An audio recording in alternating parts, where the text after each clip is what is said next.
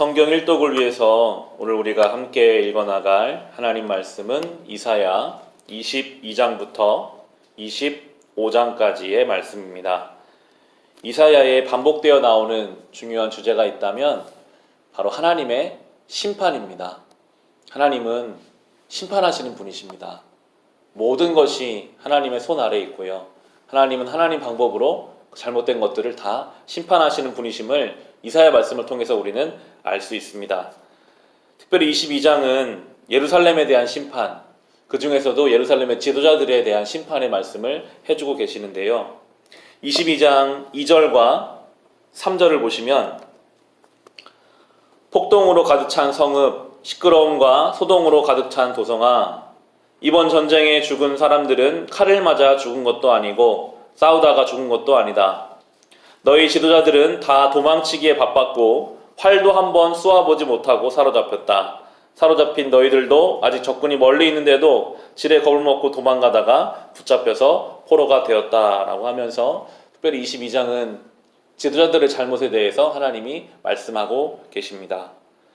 하나님 앞에 영적인 상황을 돌아보고 리더들이 잘못 썼을 때 그것을 애통해야 하는데 이스라엘은 전혀 민감하게 반응하지 못하고 있습니다.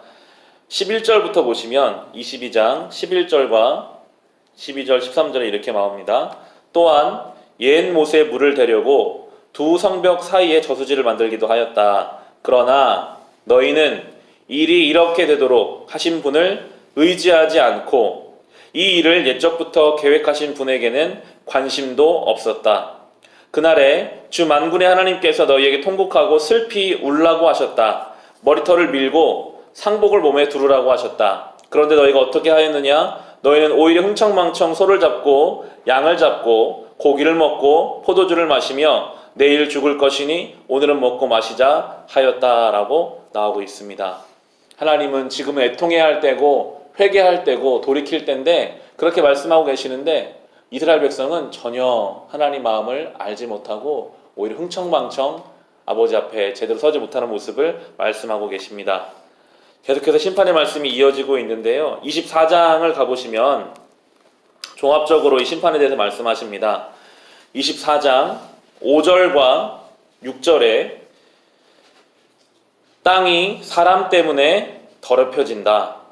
사람이 율법을 어기고 법령을 거슬려서 영원한 언약을 깨뜨렸기 때문이다. 그러므로 땅은 저주를 받고 거기에 사는 사람이 형벌을 받는다라고 말씀하고 계십니다. 이 땅이 하나님이 창조하신 땅이 인간 때문에 더럽혀지고 있습니다. 그 인간이 스스로 자기의 삶을 망가뜨리고 있고요.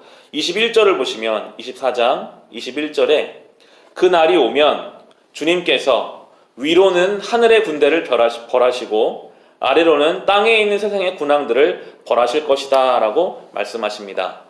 하나님 심판의 때가 오면요, 아무리 세상 권세를 가진 왕들도 다 하나님의 벌 앞에 설 수밖에 없습니다.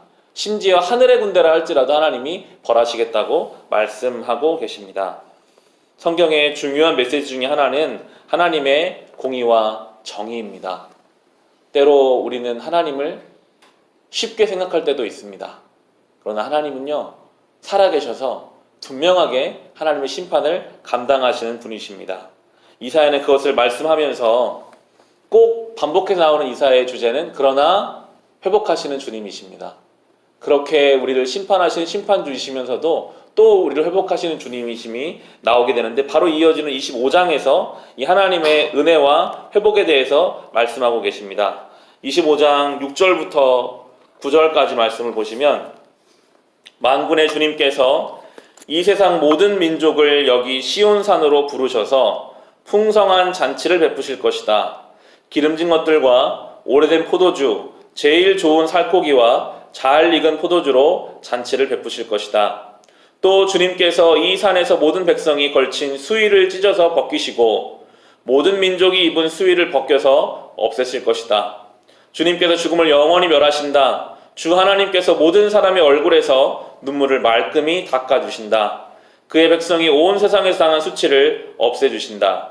이것이 주님께서 하신 말씀이다. 그날이 오면 사람들은 이런 말을 할 것이다. 바로 이분이 우리 하나님이시다. 우리가 하나님을 의지하였으니 하나님께서 우리를 구원하신다. 바로 이분이 주님이시다. 우리가 주님을 의지한다. 우리를 구원해 주셨으니 기뻐하며 즐거워하자라고 고백하고 있습니다. 결국에 우리는 사실은 죄 앞에서 심판받을 수밖에 없었지만 예수께서 우리를 위해서 십자가에서 죽으심으로 이 구원의 은혜를 우리에게 허락해 주셨습니다.